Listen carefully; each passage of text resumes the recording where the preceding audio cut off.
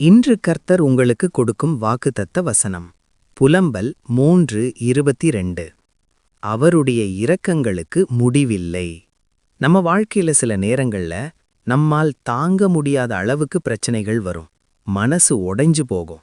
நம்பிக்கை இல்லாம போயிடும். இதுக்கு ஒரு முடிவே இல்லையான்னு தோன்றும். ஆனா இந்த வசனம் என்ன சொல்றது தெரியுமா? தேவனுடைய இரக்கம் உங்க வாழ்க்கையில ஒருபோதும் முடிவதில்லை. நம்மிடம் தப்புகள் இருந்தாலும், நம்மிடம் தவறுகள் இருந்தாலும், நாம் பலவீனமாக இருந்தாலும், அவர் நம்மை விட்டு போக மாட்டார். ஒவ்வொரு காலையிலும் புதிய இரக்கம் நமக்காக காத்திருக்கிறது. வேதம் சொல்லுகிறது, அவருடைய இரக்கங்கள் காலைதோறும் புதியவைகள். நேத்து என்ன நடந்தாலும் பரவாயில்ல, ஆனால் இன்று ஒரு புதிய ஆரம்பம்.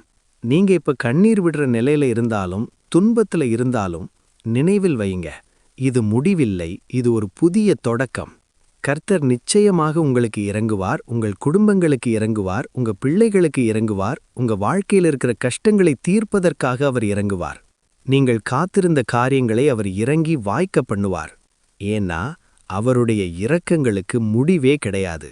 கர்த்தர் தம்முடைய மிகுந்த கிருபையுடன் உங்களுக்கு இறங்குவார், உங்கள் காரியங்களை ஜெயமாய் முடிப்பார், உங்களை சாட்சியாக நிறுத்துவார்.